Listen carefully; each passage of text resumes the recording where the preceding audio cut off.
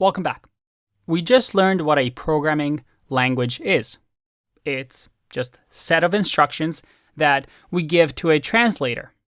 And this translator can be an interpreter or a compiler.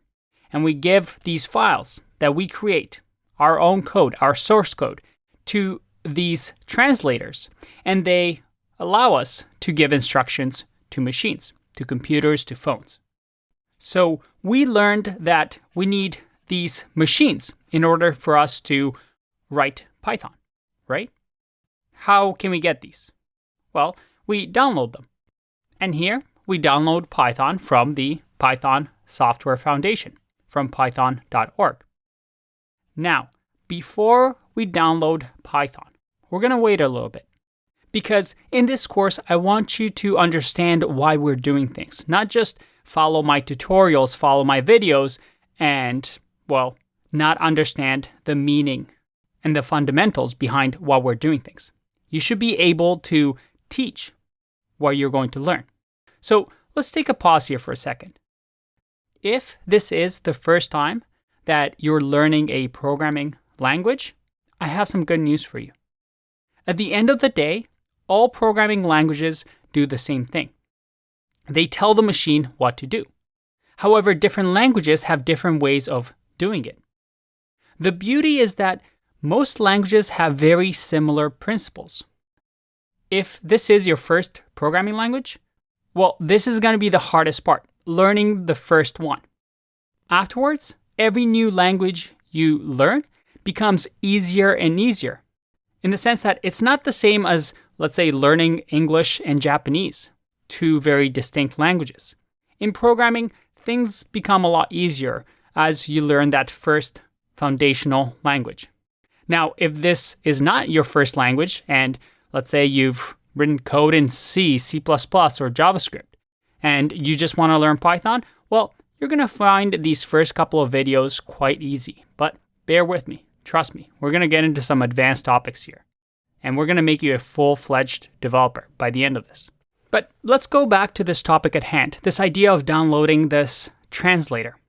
The thing is, when people refer to Python, the language, they're most likely talking about the implementation. That is, they're talking not about the language itself, because Python, the language, is just a specification. You can think of it as a document that somebody wrote that says, hey, when I write the words DEF, that means something in Python. And when I write something like print, that means something in Python. But the translation machines, well, we can have tons of them. Different interpreters, different compilers. For example, python.org, when you click download here, you're actually downloading this, the C Python, because it's written in the C programming language. This is what you're downloading. It's a program written in C to read your Python file and, well, run it on a machine. But there's other implementations. For example, there's the Jython project. And this is a translator that is written in the Java language. There's PyPy, which is actually written in Python. So it's a interpreter, it's a translation machine written in Python. And then there's also things like IronPython, which is written for the .NET framework. So here's a little trick question. When you download from Python, the official language is actually CPython. You're downloading this interpreter that follows the Python specification.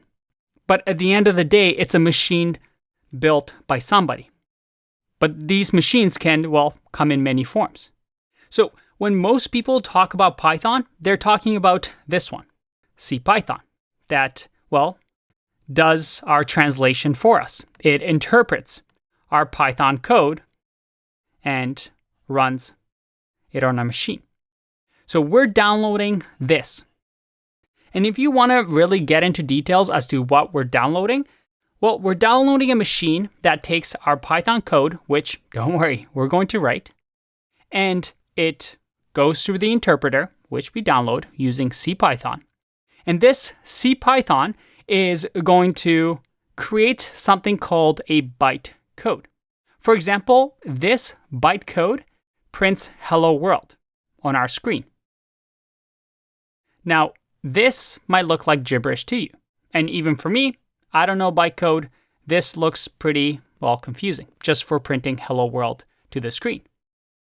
Well, the interpreter does that automatically for us. We don't see it. It's behind the scene. Now, once it creates a bytecode that is closer to machine code, it then uses the CPython virtual machine. Again, just something that runs this code, and then this code gets run on our machine. Now, you're never ever going to be asked this question in an interview. I mean, maybe. And most developers don't know this. But I want you to use this as a reference.